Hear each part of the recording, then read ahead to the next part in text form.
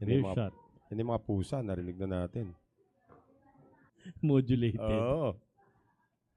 Next week naman, yung mga nagmimistulang may ingay na hayop sa Taguig Stallions.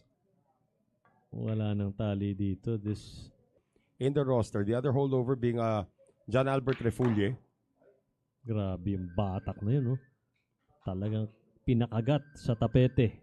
In the finals, Yes. bago magmilagro yung Mark E.J. Cunanan in the doubles nung Thursday, so imagine that you're one win away from the championship and it slips away. And Dennis Po, sinasabi niya before, daming sleepless nights daw after that. Hindi niyo pa nakuha. So this is the Manila MSW Mavericks who are playoff bound. At ito namang si Jonas Magpantay is gonna send Eric Navarrete back upstairs.